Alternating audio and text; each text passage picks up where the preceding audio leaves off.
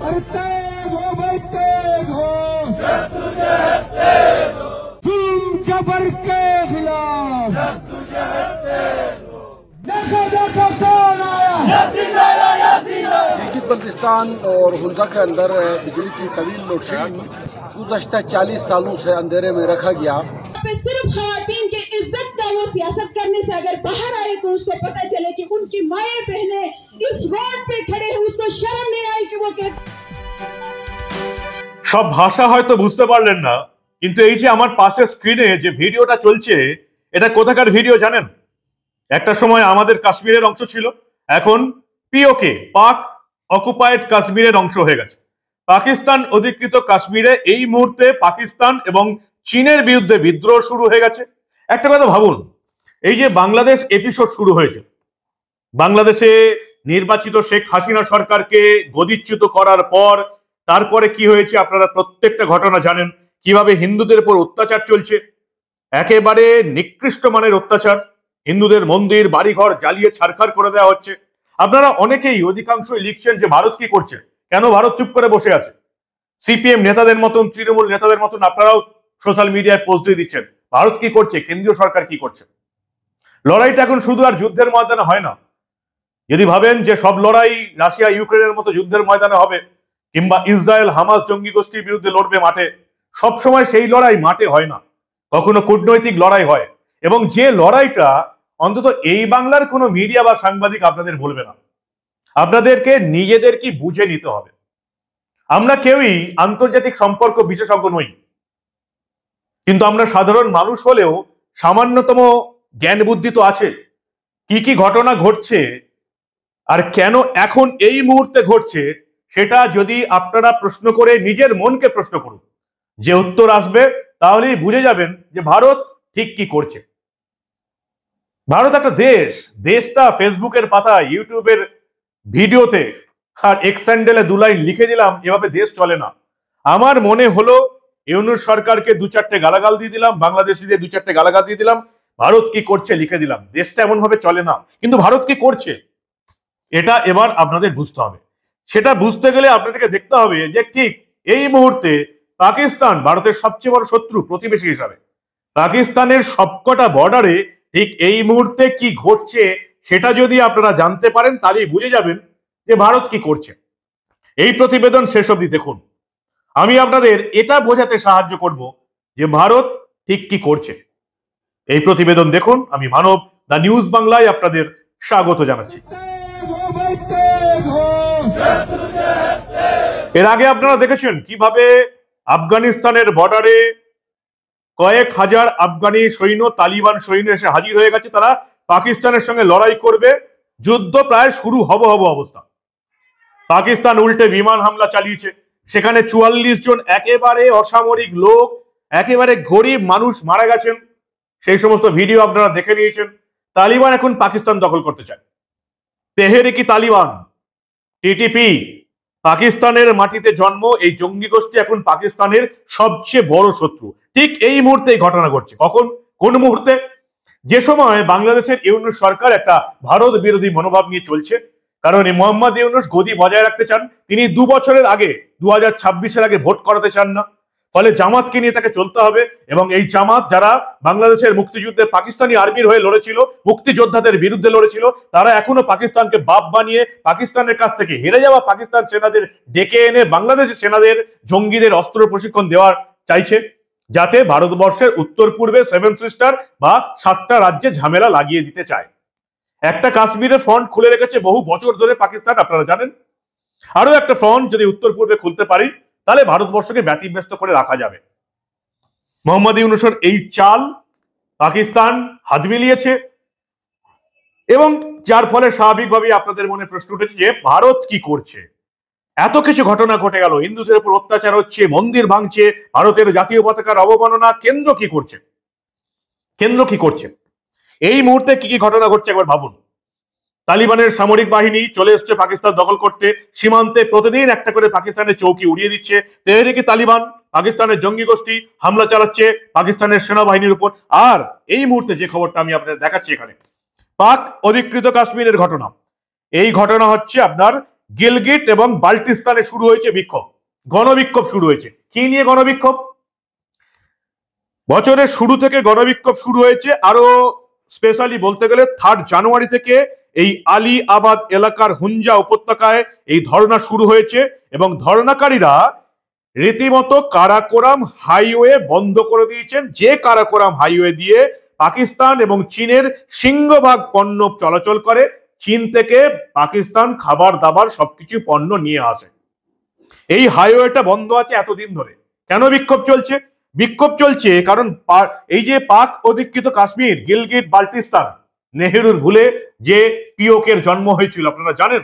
কাশ্মীরের রাজা হরি সিং ভারতের সাহায্য চেয়েছিলেন, ভারতে অন্তর্ভুক্ত হতে চেয়েছিলেন, কাশ্মীর ভারতের অন্তর্ভুক্ত হয়েছিল।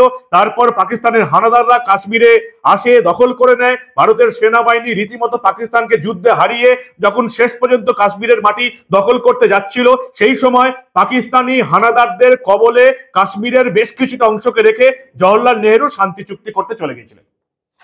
ভারতের প্রাক্তন প্রধানমন্ত্রীর এই ব্লান্ডারটা শুধুমাত্র ভারতকে ভোগাচ্ছে না, এই পাকিস্তান অধিকৃত গিলগিট এবং বাল্টিস্তানের বাসিন্দাদেরও ভোগাচ্ছে। এই গিলগিট এবং বাল্টিস্তানে জলবিদ্যুৎ হয় সবচেয়ে বেশি। পাকিস্তানের সবচেয়ে বেশি জলবিদ্যুৎ এই পাকিস্তান অধিকৃত কাশ্মীরেই হয় এবং এখানে একাধিক জলবিদ্যুৎ কেন্দ্র রয়েছে, যেখানে যার মধ্যে সবচেয়ে বেশি হচ্ছে গিলগিট KIEU, বুঞ্জি, ডাইমার বাসা, তানজির জলবিদ্যুৎ প্রকল্প। এর মধ্যে কোনোটাতে 100 মেগাওয়াট, কোনোটাতে আবার 7100 মেগাওয়াট বিদ্যুৎ হয়। সিন্ধু নদের উপর বাঁধ দিয়ে সংশ্লিষ্ট বিদ্যুৎ কেন্দ্রগুলো নির্মাণ করছে পাকিস্তান সরকার।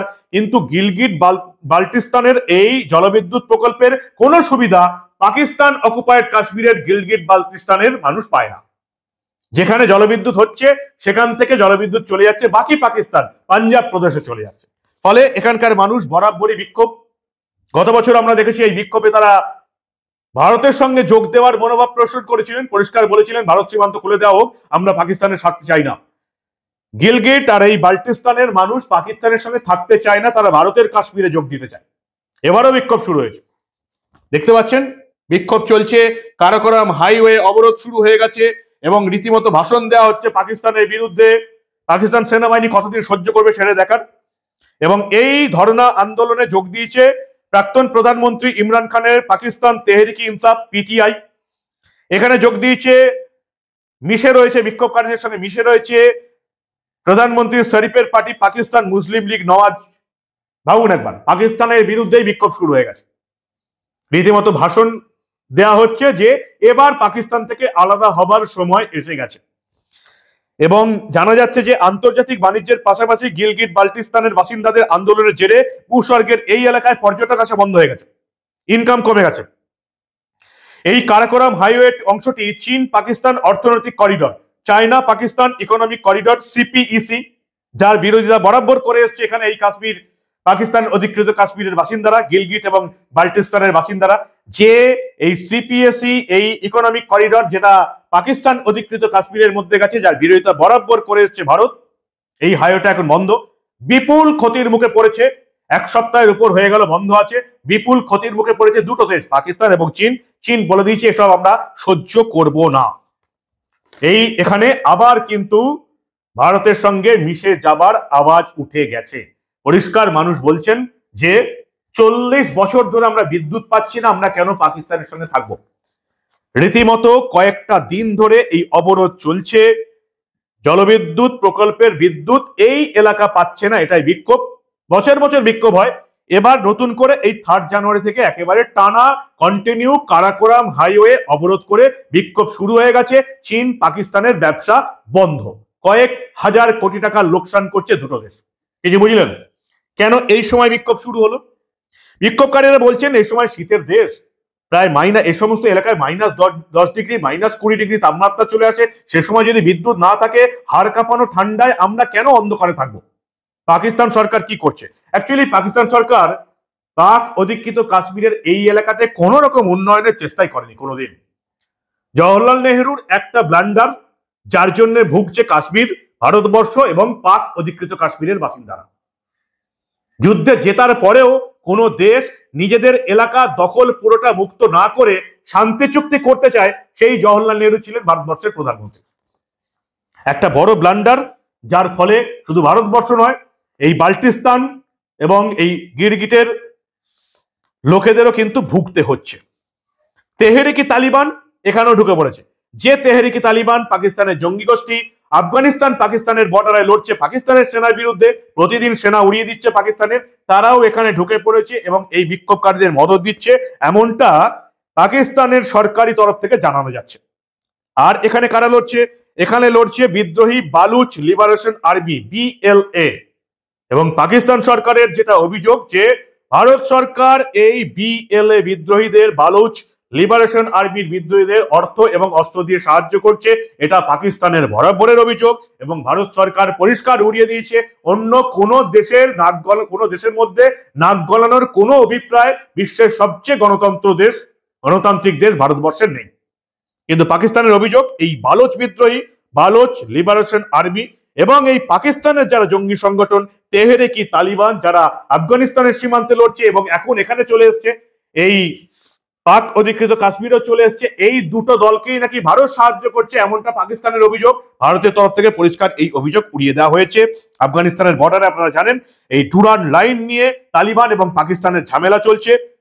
এটাও শুরু হয়েছে 2024-এর ডিসেম্বর থেকে, যে সময় ইউনূস সরকার সিদ্ধান্ত নিয়েছে হেরে যাওয়া পাকিস্তানের সেনাদের দিয়ে বাংলাদেশের আর্মি এবং জঙ্গিদের ট্রেনিং দেবে এবং সেই জঙ্গিদের দিয়ে ভারতের উত্তর পূর্বের 7টা রাজ্য, 7 সিস্টার্সে হামলা করবে, আরো একটা ফ্রন্ট খুলবে কাশ্মীরের মতন, যাতে ভারতবর্ষের অধিকাংশ আর্মি কাশ্মীর এবং এই উত্তর পূর্বের রাজ্যগুলিতে পাহারা দিতে ব্যস্ত থাকে, ভারতের অর্থনৈতিক অবস্থা খারাপ হয়, যেটা পাকিস্তানের বরাবরের টার্গেট। কিন্তু এই মুহূর্তে ভারতকে ছাড়ুন, এবার পাকিস্তান নিজের দিকে নজর দিচ্ছে, কারণ এই সমস্ত এলাকায় বেশ কয়েকবার এই বালুচ বিদ্রোহীরা চীনের ইঞ্জিনিয়ারদের উড়িয়ে দিয়েছে, তাদেরকে আর কাজ করতেই দিচ্ছে না। ফলে পাকিস্তান, চীন এই স্পেশাল ইকোনমিক জোন আদৌ এখানে থাকবে কিনা, যেটা ভারতের বরাবরের আপত্তি, সেই নিয়েও কিন্তু চিন্তা ভাবনা শুরু হয়ে গেছে। কি ভাবছেন আপনারা? দুদিকের সীমান্তে ভুগছে পাকিস্তান। আফগানিস্তান সীমান্তে তেহরিকি তালিবান আর তালিবানের আসল সেনা পাকিস্তানের সেনাদের মারছে, যে কোনো দিন যুদ্ধ শুরু হয়ে যাবে। আর এদিকে পাক অধিকৃত কাশ্মীরে রীতিমতো বিদ্রোহ শুরু হয়ে গেছে, কারাকোরাম হাইওয়ে অবরোধ, সেই 3রা জানুয়ারি থেকে কয়েক হাজার কোটি টাকার লোকসান হচ্ছে পাকিস্তান এবং চীনের। পাকিস্তানে খাদ্য এসে পৌঁছাচ্ছে না এবং এরাও বিদ্রোহী হয়ে উঠেছেন ঠিক গতবারের মতন। গতবারে দাবি উঠেছিল আমরা ভারতে ঢুকতে চাই, পাকিস্তানে থাকতে চাই না, এবারও সেই একই দাবি উঠেছে। দুটো সীমান্তে এই মুহূর্তে সমস্যায় পাকিস্তান, যেটা ভারতকে তারা করতে এসেছিল, ভারত সেটা দেখছে এখন যে পাকিস্তান নিজের সীমান্তে দুটো জায়গাতে সমস্যার মধ্যে পড়ে আছে। কি বলবেন আপনারা? এবার একবার মাথা দিয়ে ভাবুন যে এই মুহূর্তে আন্তর্জাতিক দুনিয়ার ভারত পাকিস্তান এই যে সম্পর্ক, ঠিক কি ঘটছে, কেন ঘটছে, এটা ভাবার চেষ্টা করুন। এটা বুঝিয়ে আপনাদের কেউ বলবে না, বাংলার কোনো মিডিয়া বলবে না, এটা আপনাদেরকেই ভাবতে হবে যে কেন ঘটছে, পাকিস্তান নিজের সীমান্তে এত বড় বিপদের মুখে কেন এসে পৌঁছেছে। ভাবুন আর ভাবতে থাকুন, দেখতে থাকুন দারিউস বাংলা। আমরা আবার আন্তর্জাতিক দুনিয়ার, বিশেষ করে আমাদের প্রতিবেশী দেশগুলোতে কি ঘটছে, এই ধরনের কোনো ঘটনা চেপে রাখতে দেব না।